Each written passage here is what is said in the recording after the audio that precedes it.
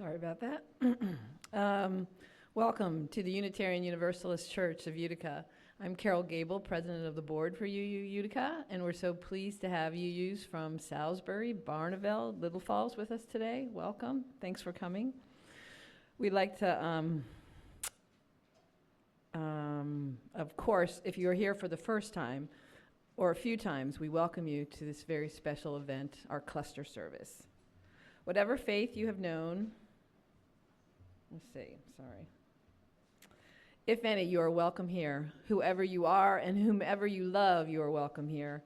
We are invited to bring our whole selves to this worship service, our doubts as well as our convictions, the pain and joy we have known, our longing for connection and understanding. Every part of you is welcome here.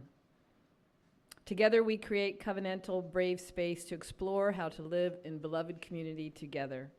Our congregation acknowledges that the land on which UU Utica is situated is the ancestral lands of the United Nation, one of the original nations of the Haudenosaunee or Iroquois people. If you would like, we would love to learn more about you and connect you with our newsletter. There are forms you are welcome to fill out for that purpose. In the back of our church, there is a link in the chat for online visitors to do the same. Whether online or in person, we hope you'll stay for informal conversation during coffee hour after the service. But we are also having lunch together today, and all are welcome. Whoever is able to help set up tables and lunch items, please gather near the back, and our Jack Bedrock will give you instructions. There is also a card in the back of the sanctuary to sign for Jackie Lasos, who moved this year to the Midwest. And there are 5 questions posted in the front and back of the sanctuary and in the hallway for you to consider. They will also be posted in the chat online. These questions invite your input about Article 2 and our proposed changes to be worked on at this summer's National Gathering of UUs in Pittsburgh. Please make your comments on Post-it notes and place those on the question sheets. Please also sign your name. Those thoughts will be typed up and sent to each congregation for sharing. These will be considered by our congregational delegates who will help make decisions for the article's final draft at General Assembly in June. Our Association of Congregations will vote on the final draft at General Assembly 2024. All children and youth are welcome to remain in the sanctuary with the adults and are also welcome to use the kids' space behind the coffee table in the back, where there are lots of options for quiet and creative projects and rugs and blankets to use on the floor. Let us now open our hearts and minds to the experience of community and the wisdom of love.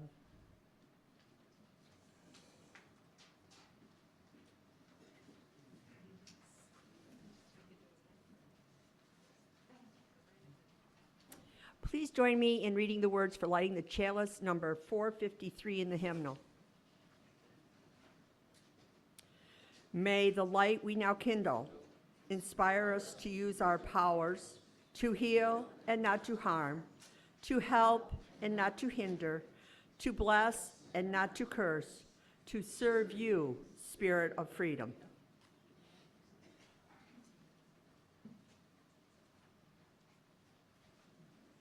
In the spirit of beloved community, the next hymn has had a couple of changed words that we invite you to consider singing. And so what you'll do when you look at those words on, what page are we? 360. In Here We Have Gathered. You'll notice that on the in the second verse, here we have gathered, called to celebrate days of our lifetime, matter small and great. We of all ages, women, children, men, and we know that women, children, men is exclusive of people who experience in their lives that they are not that binary choice. And so the change has been made and offered that we instead sing, we of all ages living out our span. And so I invite you to sing thus. Please rise as you are able in body or spirit and join in singing this hymn on 360.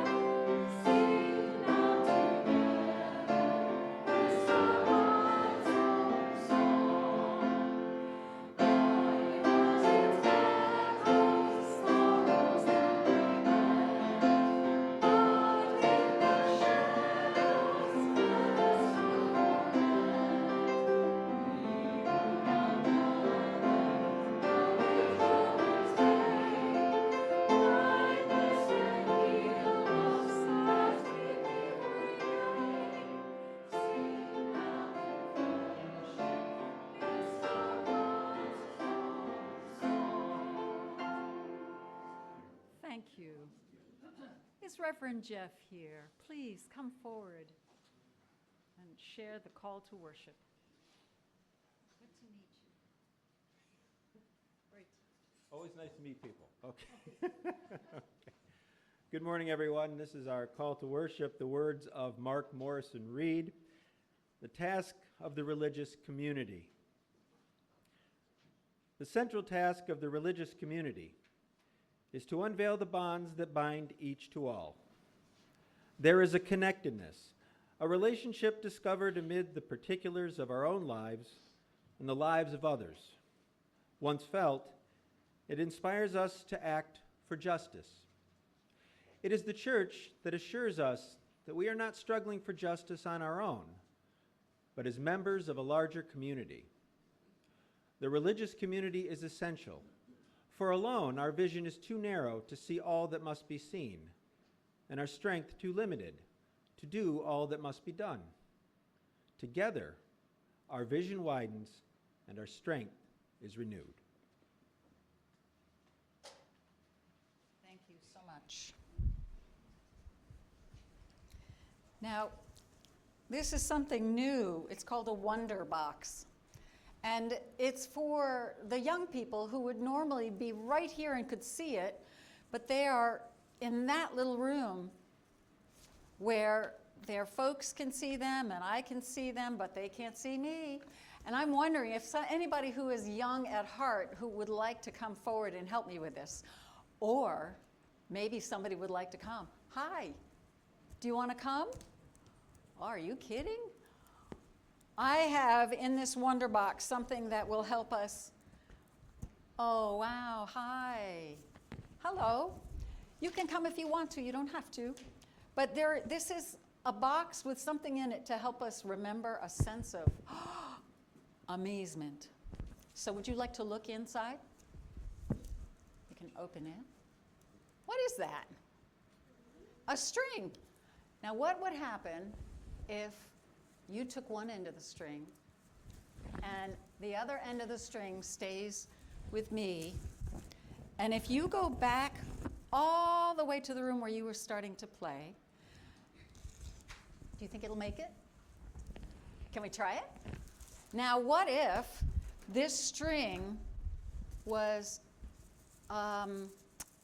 it represents the fact that my heart and your heart are connected because I care about you. There it goes. There it goes. It's going to follow you all the way back there. And actually, when you think about it, because I'm your minister, my heart is connected to every single heart here. Wow, that's a lot of strings. Thank you. And we can, if you want, you can pull that string and wrap it up, and it'll follow you all the way in. And maybe it'll be a reminder that there is an invisible connection between me and you, but also between everybody who cares about each other. And that includes people who are not here. Maybe people who are online. That our hearts here are connected to yours by an invisible string because we care about each other. And when you think about it, that's a lot of strings in the world to people and creatures we have loved and to people and creatures we care about but don't know. That's a lot of invisible strings. And some people call that invisible string love. Thank you. Let me turn this off. The choir, this beautiful choir. Small in number, they say, but certainly not in spirit and volume. For those of you who don't speak Hebrew daily, that's what we're singing in. The text of this translates to: the world is sustained by three things: by truth, by justice, and by peace.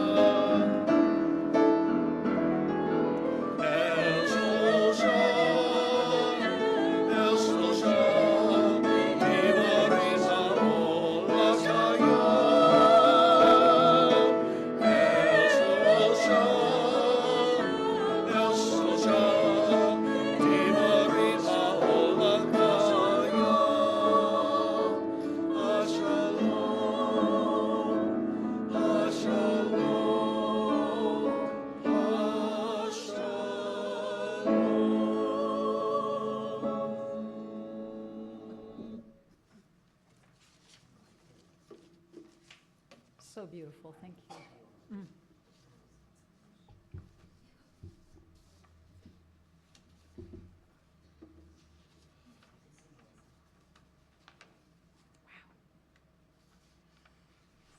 Mm. I'm going to read a letter from our Unitarian Universalist Association president, Reverend Susan Frederick Gray. But before I do that, I want to invite you to consider offering feedback to me so I know who we are in this room together. Today's service is about changing the very 7 principles that many of us have come to love, in fact, feel very attached to. And those of you who may not be as familiar with the 7 principles, we'll talk a lot more about them and feel no pressure to participate in this.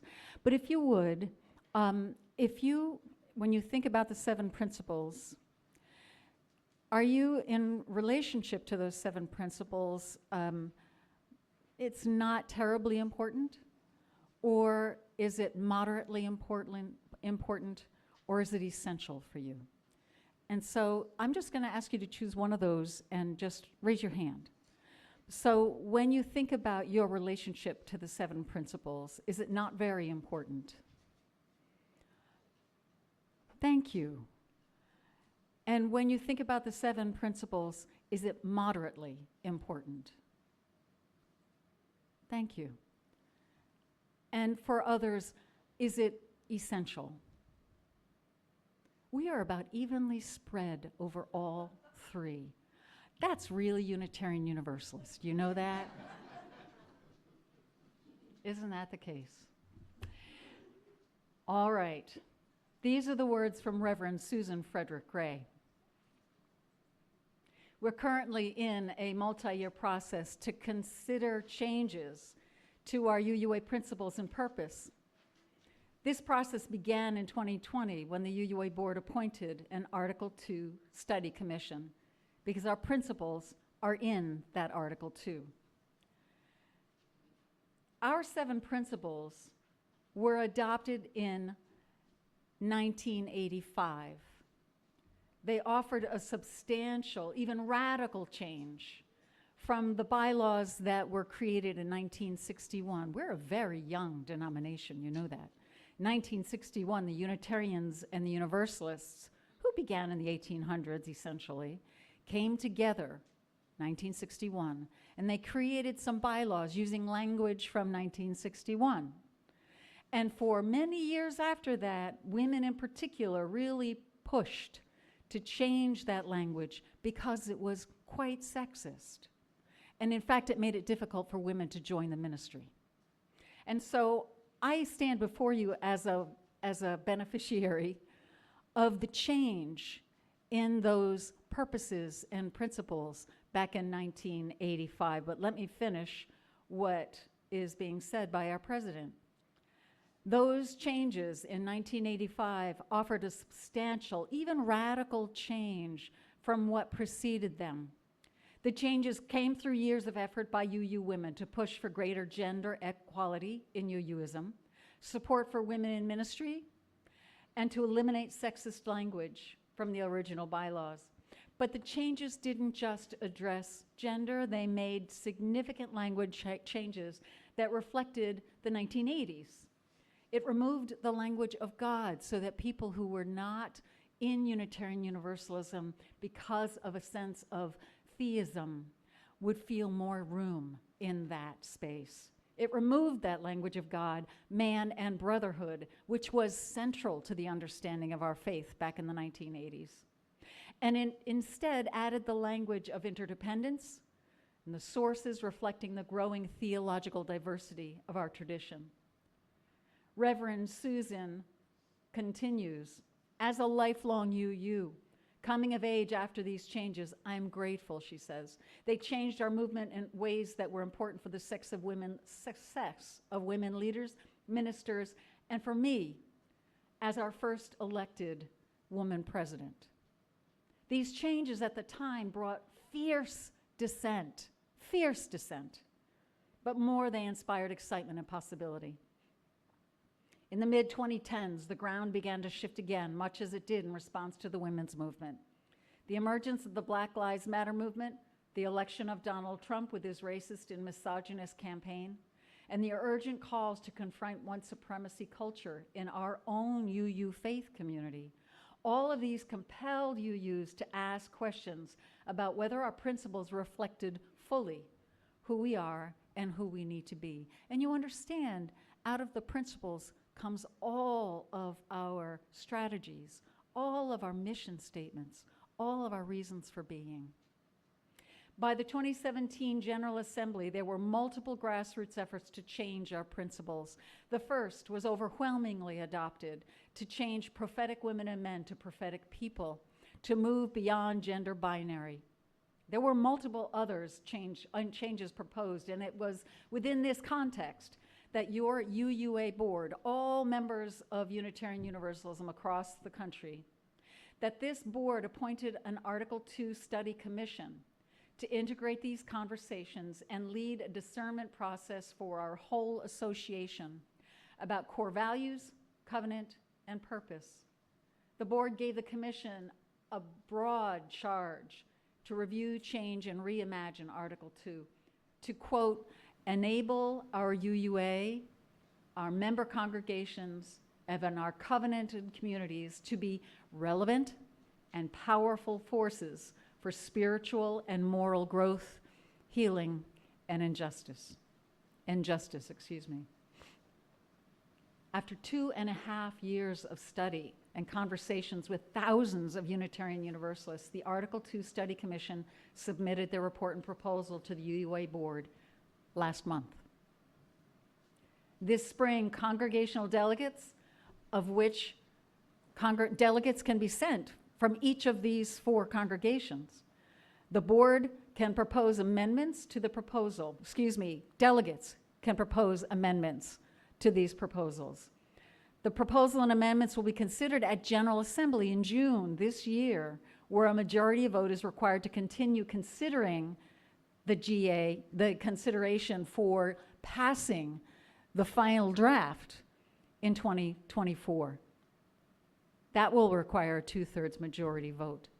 And out of these principles evolve the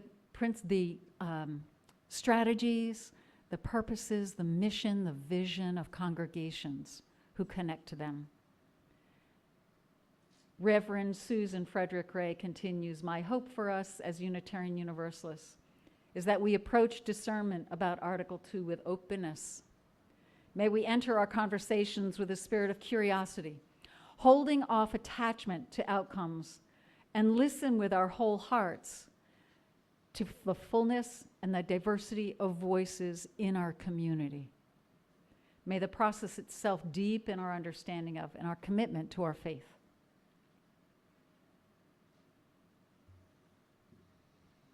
And so,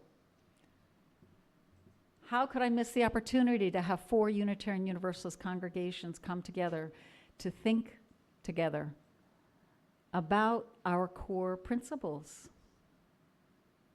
So in preparation for this service, I spent hours studying the work of the commission referred to by Reverend Susan Frederick Ray. That Article 2 draft was written by the commission in response to listening to, I have no sense of how many hours of sharing from thousands of Unitarian Universalists in multiple platforms from all over the country through multiple years. The principles and purposes we identify with, the ones in the front of our hymn book and on our order of service, will change if the proposed Article 2 is accepted by a 2/3 majority of UU delegates in June of 2024. And by the way, lest I forget, there's a copy of the new proposed article and the way it's written. There are 20 copies on the cardboard tables in the back. There are also questions, these 5 questions that I offer as a way for you to reflect on these bylaws. And they're also in the hallway. And if you feel it, pick up a Post-it note and start writing your responses and just stick them up on those anywhere so that we can collect them type them up, send them back to the congregations here, and you can think about what you want to bring to General Assembly online or in person in Pittsburgh. And so I move forward. It's important, really, for each of you who is able to review and reflect on these proposals, in part because there's no way that I can adequately reflect those changes, many layers of changes in this short service. You better be glad about that. So I hope some of you go to the website and learn some more. And I'll send a link in the newsletter if you'd like and remind you. So it's important that you review this information for yourself, as important as searching for your own truth. It's that important. And you want to do that instead of hearing your own truth in any way from a minister, right? Any minister. Besides, I just heard a joke about a visitor who attends a UU church.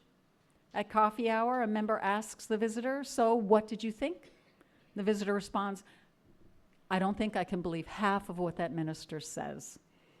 And the member says, "Great, you will fit right in." Yes, that's who we are.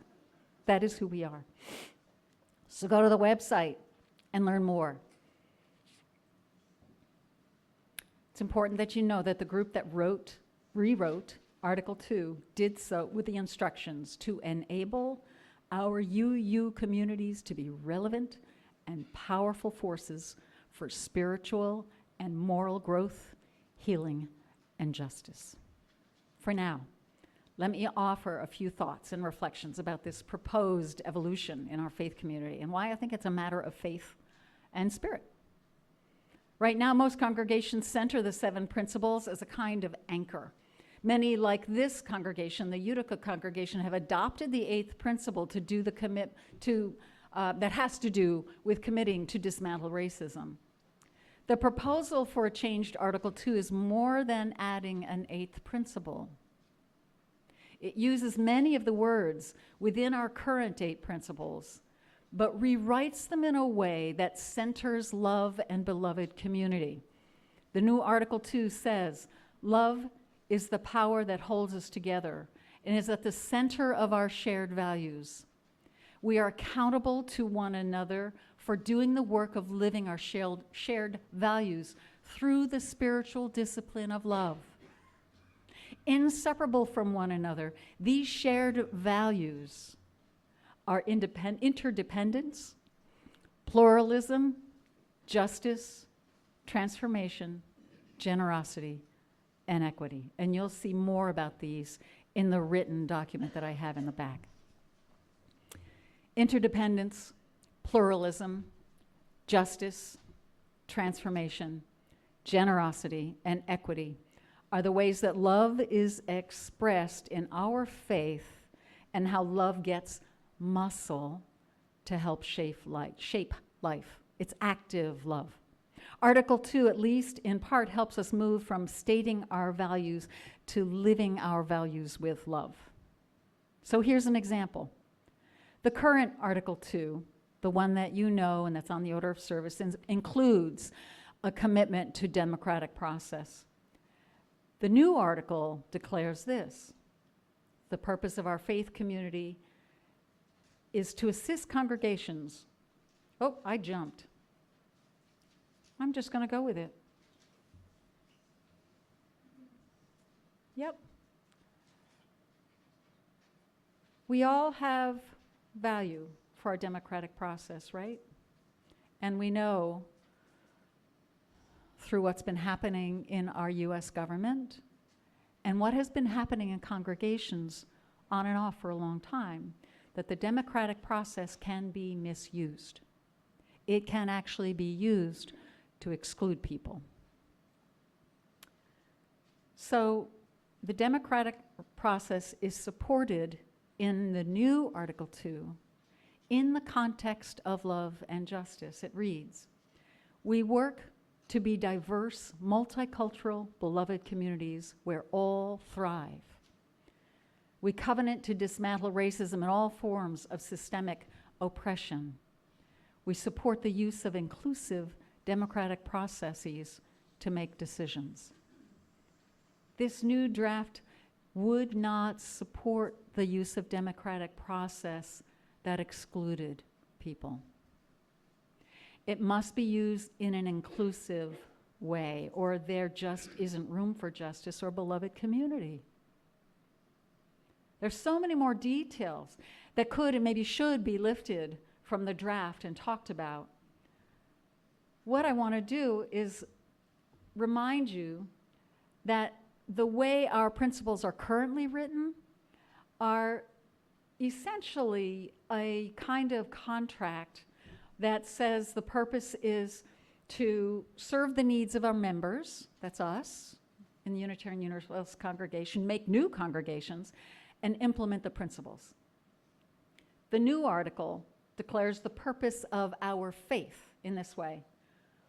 The purpose is to assist congregations in their vital ministries, support and train leaders, both lay and professional, to foster lifelong faith formation, to heal historic injustices, and to advance our Unitarian Universalist values in the world. The purpose of the UUA is to actively engage its members in the transformation of the world through liberating love. Article 2, as it is now, is a document for institutional maintenance. The proposed change declares why we exist in the world today at all. So now you see my bias clearly. I agree with this new rendition, the new evolution of our bylaws, and that doesn't mean I don't love the current 8 principles. The new iteration breathes energy and power into our vision for who we want to be. So you really do need to go and check it out for yourself.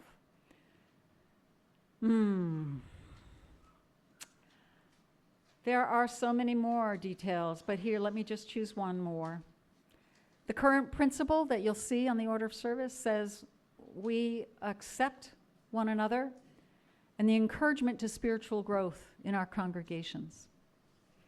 And I'll tell you that for 7 years as a minister, my job was to support small congregations across the denomination. And routinely I would ask, what do you love about your congregation? There was a lot of consistency in the answers. There's much we love about small congregations. And there was one that came up most frequently. It was, I love being with people who think alike, or I love being with like-minded people. Sometimes in small congregations and in large ones, like-minded that we love so much meant we are like-minded in that we are open and excited about difference. But more often, like-minded meant that folks were able to feel comfortable being together because they had so many similarities. Or like-minded played out so that to remain in community, everyone needed to at least act as if they accepted one another. And sometimes those in congregational power acted to stop disagreement, a practice which does not encourage spiritual growth. But this is human nature. This does not make us bad. In fact, our brains are wired to seek out less threatening, more comfortable conversation and similar groups of people. It seems safer, easier, less stressful conversations are good coping for human beings. But we can overextend and get stuck in our stress reduction. We can value calm over diverse truth. And sometimes we need to do this, don't get me wrong, to get grounded. We all need to just get grounded and not deal with a lot of stress at times. But it's important for growth to allow more stressful diversity into our consciousness, into our view, and into our presence. It's really hard to support diversity as anything other than an idea if a congregation avoids stress in order to remain peaceful. You see, it is possible especially in smaller congregations, to live the 7 principles, to really live the 7 principles as they're written in the order of service, and not learn how to live covenantally with people who are different. That's part of what was found through conversations with thousands of Unitarian Universalists. In faith communities of any size, we often do not allow our true differences to surface. One black man told me once that he felt welcome here if he dropped his black identity at the door before he came in. That's one reason for rewriting the principles and purposes. Rewriting Article 2 by centering love and beloved community helps us lift and live our differences so that we don't rely on being similar as the way to remain peaceful. Living with curiosity in relation to differences of all kinds is one way to learn deeper truths of life, deeper ways of making a difference, and deeper ways of growing spiritually. This shows up in the new principles as the value of pluralism. We celebrate that we are all sacred beings, diverse in culture, theology, and experience. We covenant to learn from one another and openly explore the depth and breadth of our many wisdoms. This is the new language. We embrace our differences and communities with love, curiosity, and respect. And we do have diversity right here. Many kinds of diversity, like how we use language differently, how we think differently, how we are in economically different locations, how we're different in gender and gender identity, how we're different in age and life experience. And with curiosity, we can help each other build community and learn so much more than if our focus is on keeping the peace. It is a wonderful opportunity. Every time we find ourselves a bit uncomfortable with someone in the congregation, it's a wonderful opportunity to be curious instead of backing away. Change is rarely comfortable. Yet revelation of more and sometimes new truth calls us to change. Not all change is right and good, so we discern together over a long period of time and with lots and lots of input. That's why our UUA president says, enter these conversations with a spirit of curiosity, holding off attachment to outcomes, and listen with our whole hearts to the fullness and the diversity of the voices, the people, the others in our very communities. And this is what I hope for us as well.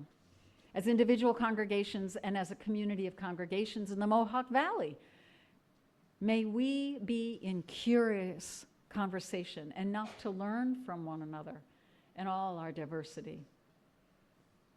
And in the words taken from the charge to the commission, may, quote, our covenanted communities be a relevant and powerful force for spiritual and moral growth, healing, and justice. May it be so for us all.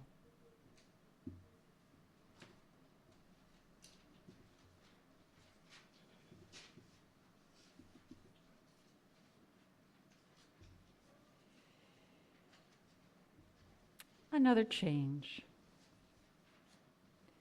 is that we are not doing what we would normally do here in Utica as Candles of Joy and Concern. What we will do instead is honor the names and the memories of those we have lost in the last year or so. And so I'm going to invite each congregation forward. Sorry?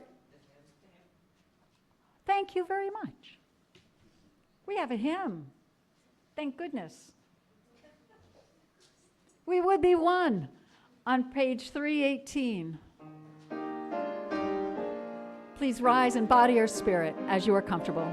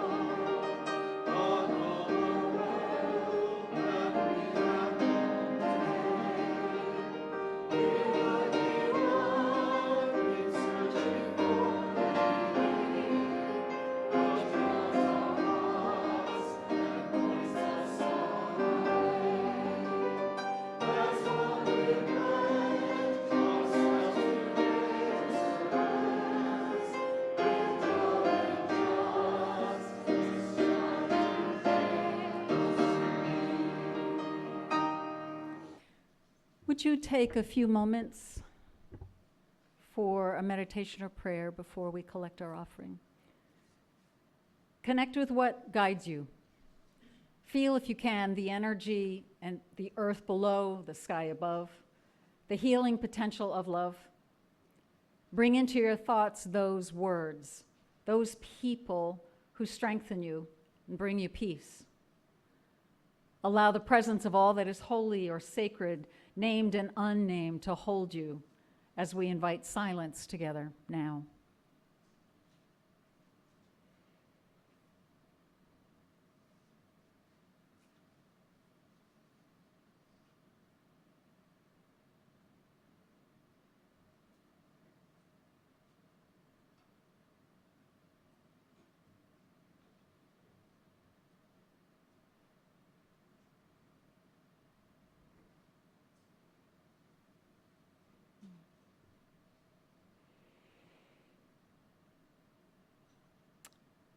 May our connections, both visible and invisible, serve to grow our loving hearts, strengthen our resolve to live our beliefs, and bring joy into our lives.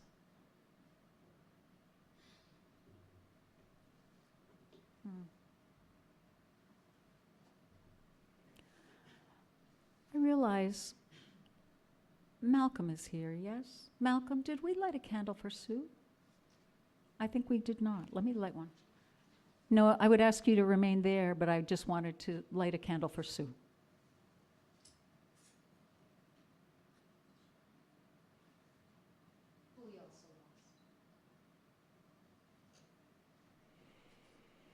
As we're aware of the invisible strings that connect our hearts to our ancestors, who created and maintained this faith tradition for our,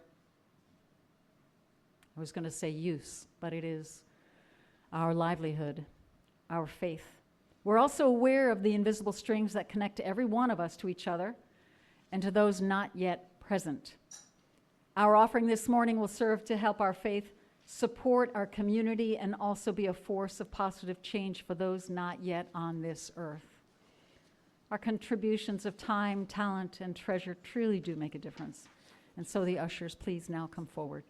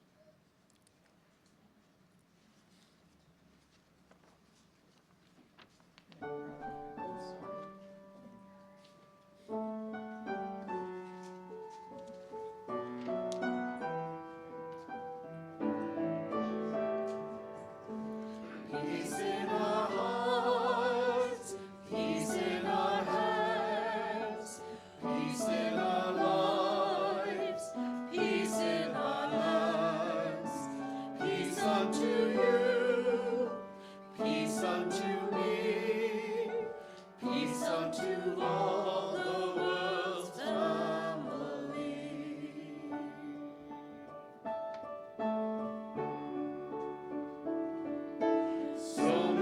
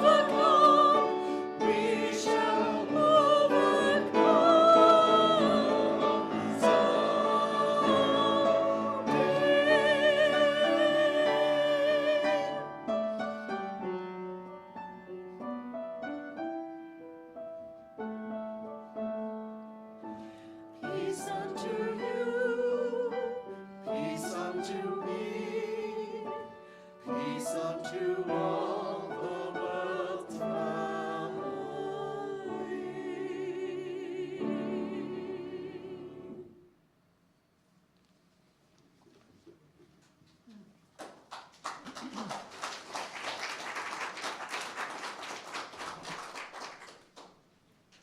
Rebecca?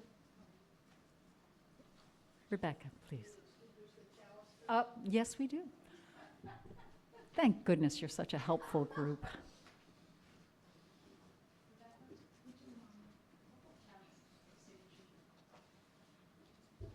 Would you read with me as Rebecca helps extinguish the chalice?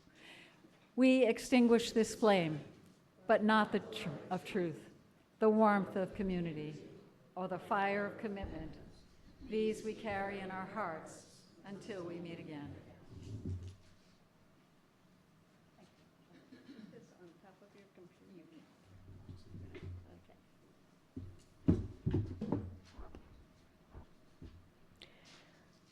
If here you have found freedom, take it with you into the world.